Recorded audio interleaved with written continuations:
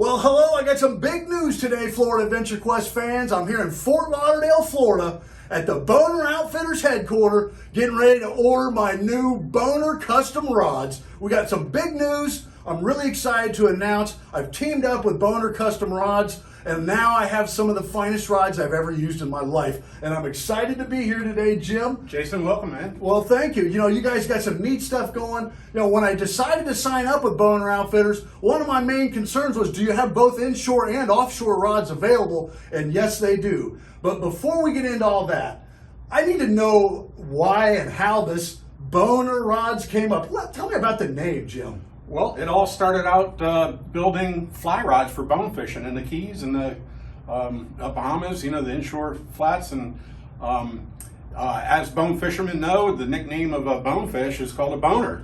And so the rod was labeled a Boner custom rod, and people seeing that, everybody wanted one.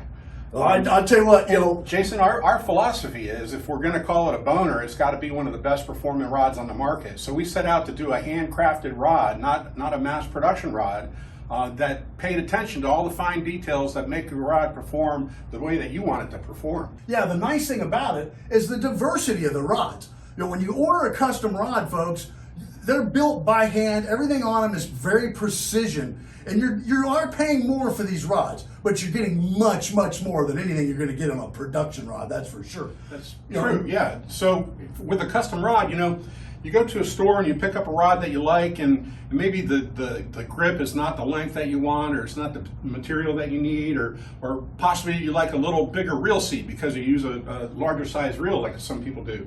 Or the length of the rod. I mean, you know, we've done all kinds. I've had a guy that requested a 6'9" rod.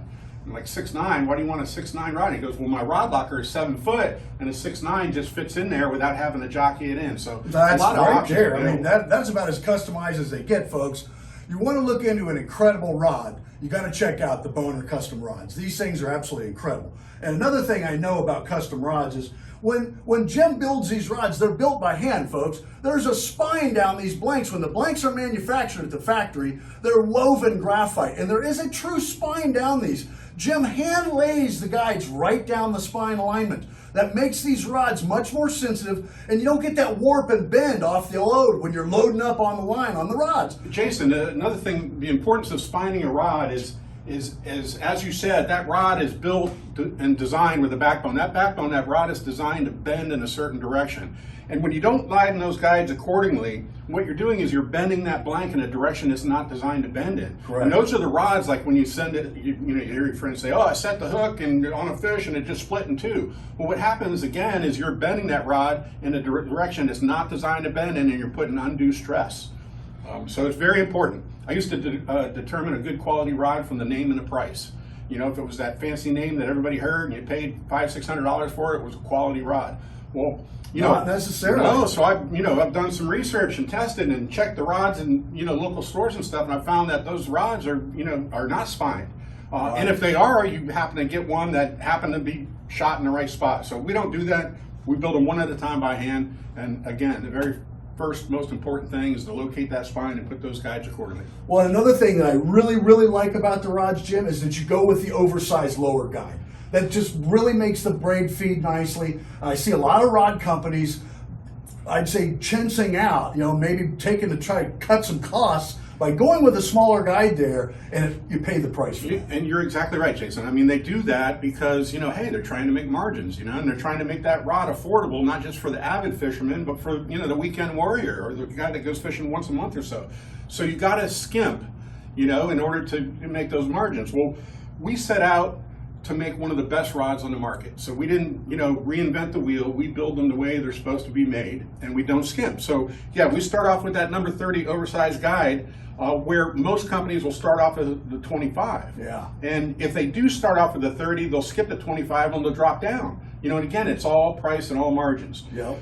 Here we go 30, 25, 20, and then we start to drop it down for casting accuracy. Right. So very important. And plus with the titanium coated guides that we use, on braided line, castability, I mean, we've had so many people just marvel over the distance these rods cast. So, There's no doubt about it. I've been using the inshore series now for a little while. I'm actually here today to put an order in for all my offshore stuff, but I've been throwing the inshore and I've been very impressed. The braid feeds through the guides like silk. You don't even feel the line going through the guides, and my accuracy and my distance has improved tremendously off these rods, and it's really nice. I really like it. And Jim, I'm really excited to be part of the team, and the best thing for me is my performance on the water is dictated by my success. And to be a successful angler, you have to have the right tools. And I now have the right tools, and I'm really excited to get back out on the water and make some things happen. well, we can't wait to get started on your line of rods and get some feedback on